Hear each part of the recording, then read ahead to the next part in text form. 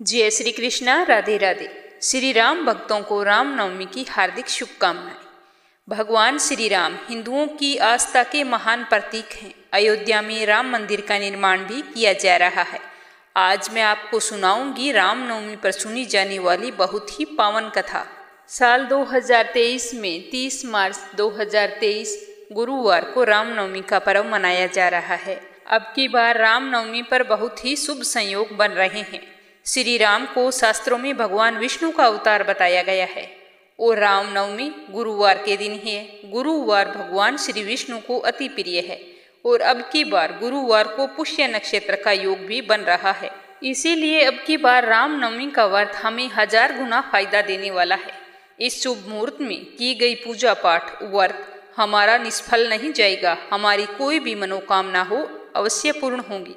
अगर आप भगवान श्री राम की पूजा अर्चना और व्रत करना चाह रहे हैं तो सच्ची श्रद्धा और पूर्ण भाव से करना और रामनवमी के दिन भगवान श्री राम की ये पावन कथा एक बार अवश्य सुनना। और मेरा आपसे निवेदन है कि ज़्यादा से ज़्यादा इस वीडियो को शेयर करना ताकि हर राम भगत तक भगवान श्री राम की ये पावन कथा पहुंच सके और सुनने का सुअवसर मिले।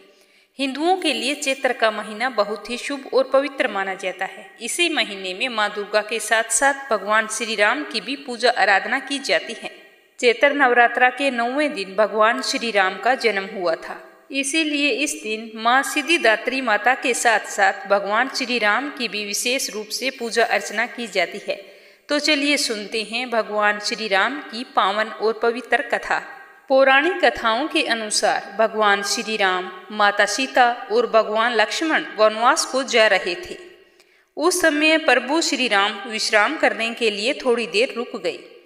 जहां भगवान विश्राम कर रहे थे वहीं पास में एक बुढ़िया रहती थी। भगवान श्री राम, लक्ष्मण और माता सीता उस बुढ़िया के घर गए। उस वक्त बुढ़िया सूत काट रही थी। बुढ़िया ने श्री राम, लक्ष्मण और माता सीता का आदरपूर्वक सत्कार किया और उन्हें स्नान ध्यान करवाकर भोजन करने के लिए कहा। तो यह सुनकर श्री राम ने उस बुढ़िया से कहा कि हे माता, मेरे साथ एक मेरा हंस भी है जो बहुत भूखा है। पहले तुम इसे कुछ खाने के लिए दो तो मैं बाद में भोजन करूँगा। तो बुढ़िया ने कहा कि बेटा, तुम्हारा हंस क्या खाता है, मुझे बताओ, मैं अभी लाकर दे देती हूँ। तो भगवान श्री राम बोले कि मेरा हंस तो मोती चुगता है।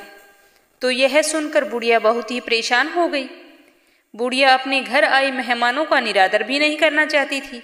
तो वह सोचते सोचते घर से बाहर निकली और कुछ सोचकर वह दौड़ती हुई अपने नगर के राजा के पास गई और जाकर राजा को प्रणाम किया और कहा कि राजा जी, मुझे उधार में कुछ मोती चाहिए, मैं समय आने पर वापिस लौटा दूंगी। तो राजा ने सोचा कि बुढ़िया की हैसियत तो है नहीं कि मोती वापिस लौटा दे, लेकिन उसने सोचा कि बूढ़ी है, मेरे माँ समान है, इनका अनादर करना ठीक नहीं होगा। तो यह सोचकर राजा ने कुछ मोती उसे दे दिए। तो बुढ़िया खुशी के मारे दौड़ते हुए उस मोती को लाकर भगवान श्री राम के हंस को खिला दिया। हंस को खाना खिलाने के बाद बुढ़िया ने भगवान श्री राम को भी भोजन करवाया और माता सीता को भी और लक्ष्मण जी को, तीनों को भोजन करवा दिया। भोजन करने के बाद में भगवान श्री राम ने जाते जाते बुढ़िया के आंगन में एक मोतियों का पेड़ लगा दिया। जैसे जैसे वह पेड़ बड़ा होने लगा तो उसमें से बहुत सारे मोती गिरने लगे, लेकिन बुढ़िया को तो उसके बारे में कुछ भी पता नहीं था। जब भी पेड़ से मोती गिरता, बुढ़िया की पड़ोसन उठाकर ले जाती। एक दिन बुढ़िया उसी पेड़ के नीचे बैठकर सूत काट रही थी। तभी पेड़ से एक मोती गिरा। तो बुढ़िया ने मोती के गिरते ही वहां से उठा लिया और उसे राजा के पास ले गई। तो बुढ़िया के पास मोती देखकर राजा को बड़ी ही हैरानी हुई। तो राजा ने बुढ़िया से पूछा कि माई, तुम्हारे पास मोती कहाँ से आया? तब बुढ़िया ने राजा को बताया कि उसके आंगन में एक मोतियों का पेड़ है, उसके मोती गिरते हैं, मैंने आज तक तो देखा नहीं, आज गिरा तो मैंने उठाकर आपको लाकर दे दिया। तो यह सुनकर राजा ने तुरंत उस पेड़ को अपने आंगन में लगवाने की घोषणा कर दी। राजा की आज्ञा पाकर राजा के सैनिक उस पेड़ को उखाड़ने के लिए बुढ़िया के घर चले गए। बुढ़िया बहुत दुखी हुई पर उसने कुछ भी नहीं कहा। तो राजा के सैनिक उस पेड़ को उखाड़कर राजमहल के आंगन में लाकर लगा दिया। तो राजा के आंगन में लगा हुआ पेड़ मोती का पेड़ था, पर लेकिन उसमें मोतियों की जगह कांटे लगने लगे। एक दिन उसी पेड़ का कांटा रानी के पैर में चुभ गया। रानी के पैर में कांटा चुभने के बाद उन्हें बहुत पीड़ा हुई। वो रोते चिल्लाते राजा के पास पहुंच गई और कहने लगी कि महाराज, आपने ये क्या किया है? मेरे पैर में कांटा चुभ गया। ये कांटों का पेड़ आपने अपने आंगन में क्यों लगवाया है? तो राजा ने यह देखकर बूढ़ी माई को राज दरबार में पेश होने का हुक्म दिया। तो आज्ञा के अनुसार बूढ़ी माई राज दरबार में आई। तो राजा ने उससे कहा कि ये पेड़ तुम्हारे घर में तो मोती देता था और यहाँ आकर कांटे लगने लगे। बताओ क्या बात है? क्या तुम कोई जादू टोना जानती हो? तो यह सुनकर बुढ़िया माई ने महाराज को प्रणाम किया और कहा कि नहीं महाराज, मैं ऐसा कुछ भी नहीं जानती हूँ। यह कहकर बूढ़ी माई ने राम, लक्ष्मण और सीता मैया के घर आने की वो सारी बात बता दी और ये भी याद दिलाया कि उनके साथ एक हंस था, उसको खिलाने के लिए मैं आपसे मोती लेकर गई थी। उन्होंने ही यह पेड़ मेरे आंगन में लगाया था। महाराज, मैं इसके बारे में कुछ भी नहीं जानती। तो यह सुनकर राजा ने उस पेड़ को फिर से बुढ़िया के आंगन में लगवा दिया। प्रभु श्री राम की कृपा से उस पेड़ पर फिर से मोती लगने लगे। अब जब भी पेड़ से मोती गिरता तो बुढ़िया उसे उठाकर प्रभु के प्रसाद के रूप में सभी को बांट देती थी, जिससे वह पूरा राज्य सुखी और संपन्न हो गया। तो चलिए सुनते हैं श्री राम की दूसरी कथा। सूर्यवंश में दशरथ नाम के राजा थे। उनकी 3 रानियां थी, कौशल्या, केकई तथा सुमित्रा। लेकिन राजा दशरथ को कोई संतान नहीं थी। गुरु वशिष्ठ की आज्ञा से राजा दशरथ ने पुत्रेष्टि यज्ञ करवाया, जिसके प्रभाव से तीनों रानियां गर्भवती हो गई और समय आने पर कौशल्या से राम, केकई से भरत तथा सुमित्रा से शत्रुघ्न एवं लक्ष्मण का जन्म हुआ था। चारों ओर पूरे राज्य में प्रसन्नता छा गई। चारों राजकुमार का अच्छा लालन पालन होने लगा। उन दिनों राक्षसों का बहुत ही प्रकोप था। एक दिन गुरु विश्वामित्र अयोध्या नगरी आए। उन्होंने राजा दशरथ से श्री राम और लक्ष्मण को मांगा। कहा कि राम और लक्ष्मण को मुझे दे दो, मैं एक यज्ञ करना चाहता हूँ। जब ये दोनों मेरे पास होंगे तो मैं निर्विघ्न पूर्वक मेरे यज्ञ को संपन्न कर सकूंगा। श्री राम और लक्ष्मण जी मुनि विश्वामित्र के साथ उनके आश्रम में चले गए। यज्ञ की रक्षा करते हुए श्री रामचंद्र जी ने ताड़का नामक राक्षस का वध कर दिया। उसी दौरान उन्होंने खरदूषण का भी वध किया था। तो इस तरह से मुनि विश्वामित्र का यज्ञ अच्छी तरह से संपन्न हो गया। उसके बाद मुनि विश्वामित्र ने दोनों राजकुमारों को लेकर मिथिला नगरी की ओर चल पड़े, जहां राजा जनक ने अपनी पुत्री का स्वयंवर आयोजित किया था। रास्ते में श्री रामचंद्र जी ने पत्थर से बनी हुई अहिल्या को शाप मुक्त करवाया था। कुछ दिनों बाद दोनों राजकुमार मुनि विश्वामित्र के साथ मिथिला नगरी पहुंचे। राजा जनक ने अपनी पुत्री सीता के विवाह के लिए यह शर्त रखी थी कि जो भी राजकुमार या राजा शिव जी के धनुष पर प्रत्यंचा चढ़ाएगा, उसी के साथ मैं अपनी पुत्री का विवाह कर दूंगा। दोनों राजकुमार विश्वामित्र के साथ जनक की राज्य सभा में सीता का स्वयंवर देखने के लिए पहुंच गए। प्रतिज्ञा के अनुसार सभी आमंत्रित राजाओं ने शिव जी के धनुष को उठाने की बहुत कोशिश की, लेकिन सफल नहीं हुए। यह देखकर राजा जनक को बहुत ही निराशा हुई। तब मुनि विश्वामित्र ने श्री राम जी को आज्ञा दी कि वे धनुष को उठाकर प्रत्यंचा चढ़ाई, जिससे राजा जनक की प्रतिज्ञा पूरी हो। गुरु की आज्ञा पाकर भगवान श्री रामचंद्र जी ने शिव जी के धनुष को उठाया और प्रत्यंचा चढ़ाते समय वह धनुष टूट गया। तो फिर रामचंद्र जी का विवाह सीता जी के साथ हो गया। फिर लक्ष्मण का विवाह उर्मिला से हुआ, मांडवी का भरत से और श्रुति कीर्ति का शत्रुघ्न से विवाह हुआ। इस तरह से चारों भाइयों का विवाह संपन्न हो गया। विवाह के कुछ दिन पश्चात राजा दशरथ ने कहा कि मैं अपना राज्यभार अपने पुत्रों को सौंपना चाहता हूँ। तो राजा दशरथ ने श्री रामचंद्र जी के राज्याभिषेक करने के लिए मुनि से शुभ मुहूर्त निकलवाया। पूरे राज्य में श्री राम के राज्याभिषेक की तैयारी होने लगी।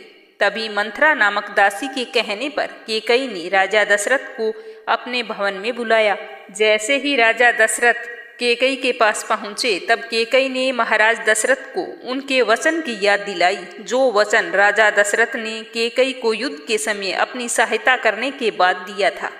तो केकई ने उन वचनों को याद दिलाते हुए कहा कि मुझे आज वो दोनों वचन चाहिए। आज मेरा पहला वचन ये है कि श्री राम के स्थान पर भरत का राज्याभिषेक हो, और दूसरा ये है कि श्री राम को 14 वर्ष का वनवास हो। तो जैसे ही ये सुना तो राजा दशरथ तो मूर्छित हो गए। जब श्री रामचंद्र जी को इस बात का पता चला तो वे पिता के वचन को पूरा करने के लिए 14 वर्ष के वनवास को जाने के लिए तैयार हो गए। सीता जी और लक्ष्मण जी भी श्री रामचंद्र के साथ वन को चले गए। इधर पुत्र शोक में राजा दशरथ की मौत हो गई। उस समय भारत और शत्रुघ्न ननिहाल में थे। जब वे वापस लौट के आए और उन्हें सारी बात का पता चला तो उन्होंने अपनी माता केकई का मुंह देखना भी स्वीकार नहीं किया। भारत ने राम के पास वन में जाकर घर लौट आने की विनती की, लेकिन पिता के वचन को पूरा करने का वास्ता देकर भगवान श्री राम ने भरत को वापस लौट जाने को कहा। लेकिन भरत ने कहा कि भैया, अगर आप अपने खड़ाऊ मुझे देते हैं तो मैं वापस चला जाऊंगा।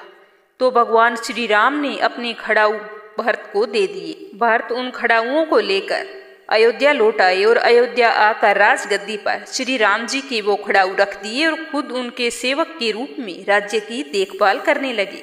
पौराणिक कथा के अनुसार भगवान श्री राम का जन्म त्रेता युग में महाराज दशरथ के घर विष्णु जी के 7वें अवतार के रूप में हुआ था। मर्यादा पुरुषोत्तम भगवान श्री राम का जन्म रावण के अंत के लिए हुआ था। नारद पुराण के अनुसार रामनवमी के दिन भक्तों को उपवास अवश्य रखना चाहिए और भगवान श्री राम की व्रत कथा भी सुननी चाहिए।